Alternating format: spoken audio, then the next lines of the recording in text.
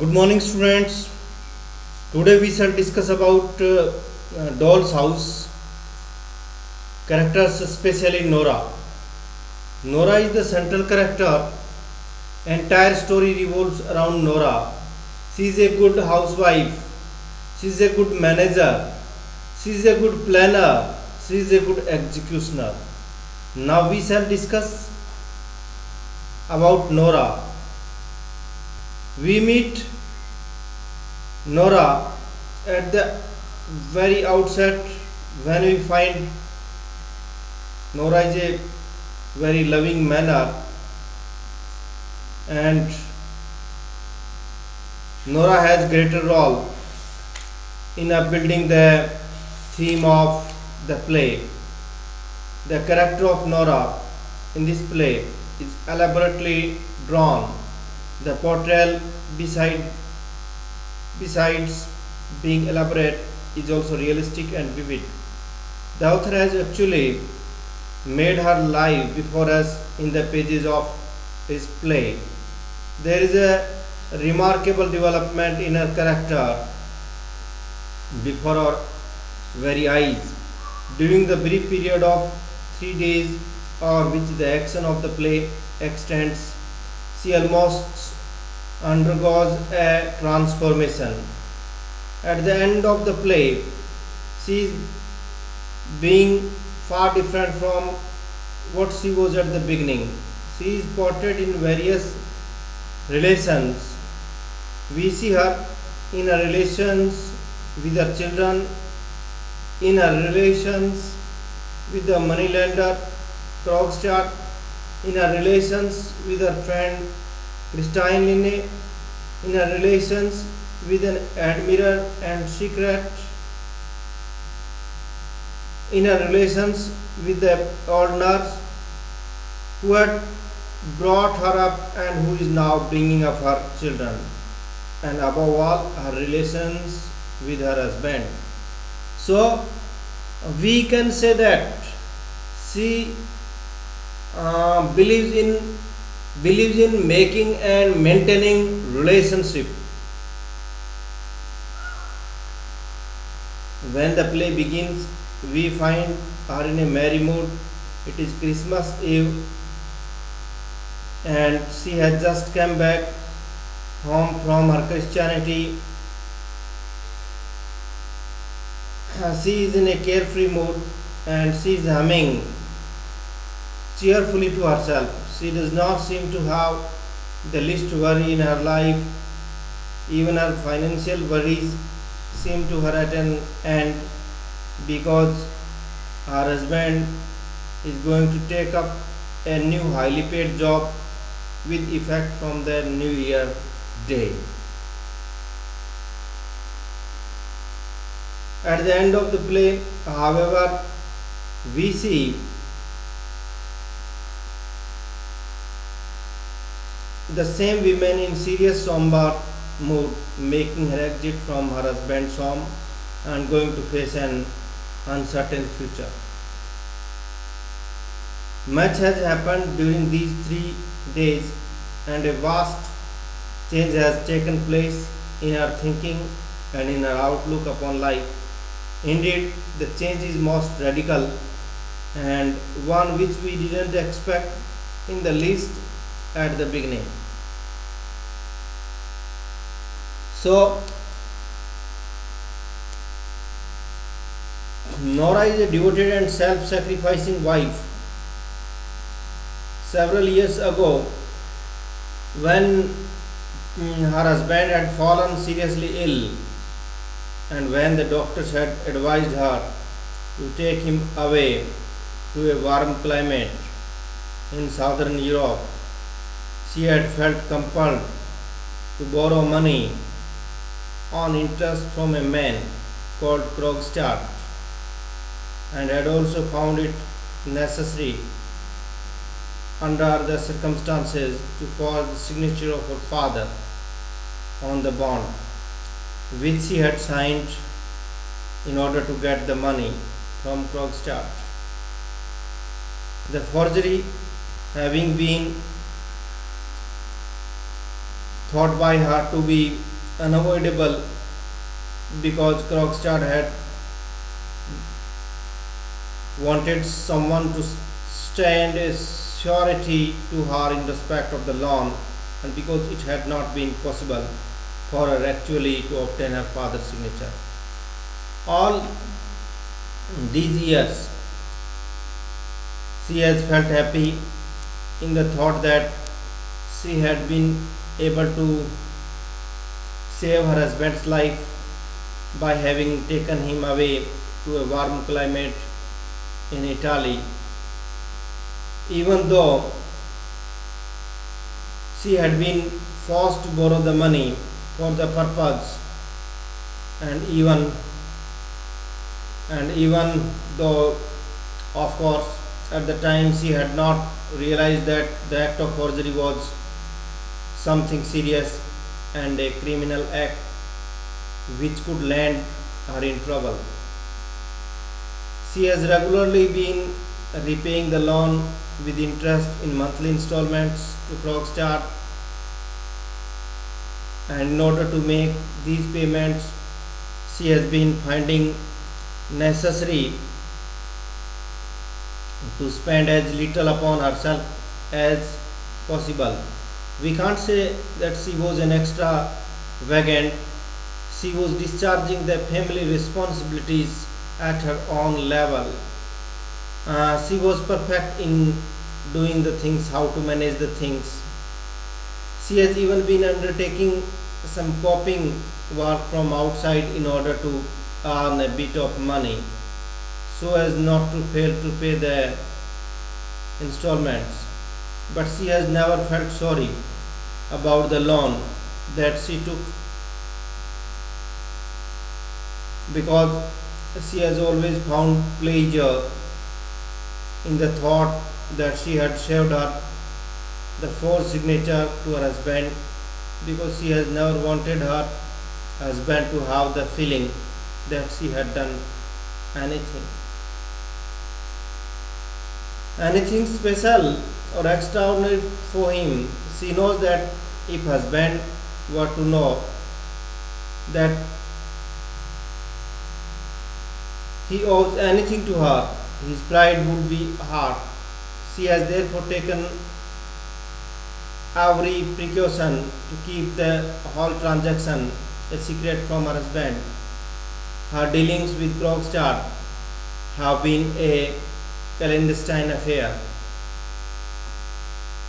So Nora is a good mother.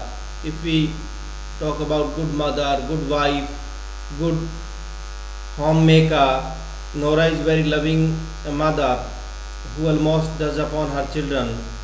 There is a scene, though a very brief one, in Act Second, in which we are shown how much she loves her children, even though it is the old nurse who mostly looks after them and who is largely responsible for their upbringing.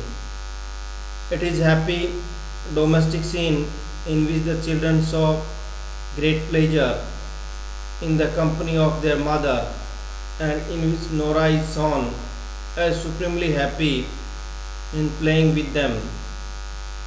When it seems to her that she might have to leave this house altogether and to leave her children behind, she asks the old nurse if the latter would continue to look after them as dutifully as he is doing now.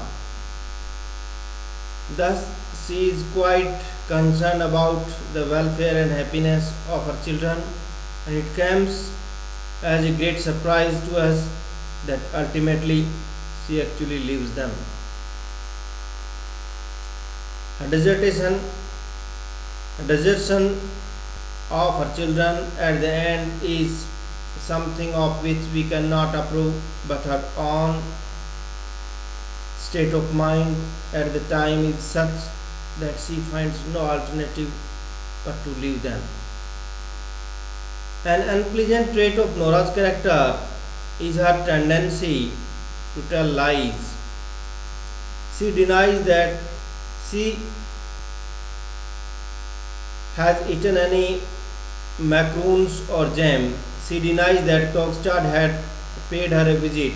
She tells Mrs. Linne that she had got the money for the trip to Italy from her father. She tells Helmer that Mrs. Linne has come all the way from her own native town to see him now that he has been appointed a bank manager and request him for a job and so on. For 8 years, she has concerned from her husband the transactions into which she had entered with Krogstad. Whatever her motives for keeping the transaction a secret, it shows a certain disregard for truth. Her propensity to prevaricate and to deceive rather jars upon our minds. So, in a relation with her husband, Nora is seen at the beginning as a behaving like a conventional kind of wife. She fully responds to his terms of endearment when he calls her his little skylark, his little squirrel, his little singing bird, his darling little wife, and so on. As he has advised her not to eat sweets which can spoil her teeth, she avoids macaroons and other confectionery in his presence, giving him the impression that she does not eat these at all. She spends more money on household needs than should be spent in his opinion, but she does not make an issue of it with him. When he forbids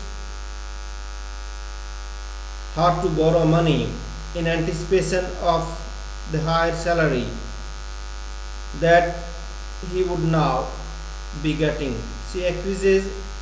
When he feels seriously ill, she took him to Italy for recovery and convalescence. Even though she had to obtain the money by dubious means, she feels not only happy but proud at the thought that Elmer has got a new job with a big salary and that he will now have authority over a large number of employees at the bank. She is always ready to take instruction from him, especially in the matter of the tarantella and in the matter of her dress. In short, she is a very loving and accommodating wife, the kind of wife with whom a man like Helmer would be more than satisfied. However, we see different sides of Nora's character when she finds Helmer not coming up to her expectations as a husband at a crucial time in their lives. Helmer's reaction to the disclosure of her life secret comes as a great shock to her. While she had expected him to take the whole blame of her guilty action upon himself and thus to protect her, he has become indignant on learning the secret that she had guarded from him for so many years. His outburst on learning the facts brings a great disillusionment for her. She finds that he is not the man she had thought him to be. When he goes through Krogstad's second letter, his reaction now is an disappointing to her as his reaction to the first letter was. Now when he is absolutely safe, he feels self-complacent again and begins to talk to her again in a patronizing or condescending manner. His all conduct in the face of the two letters from Krogstad is most odious to Nora. Something within her which had lain dormant is now roused. Something latent in her character comes to the surface. She realizes that she was not meant to be a possession in the hands of her husband. She discovers that she is a human being in her own right and not an item of property belonging to her husband. There has always been a mutinous instinct in her which had so far been kept in check by her sense of conventional property. The social decorum according to which she had always behaved now seems to her to be an unfair imposition upon a woman. Her newly awakened sense of her own identity overcomes and completely swamps her previous conventional notion of a woman and a wife's duties in life. She now tells her husband that her most sacred duty is not to him or to her children, but to herself. She tells him that both he and her mother had been unfair to her. Her father had treated her as a doll child, while he has been treating her as a doll wife.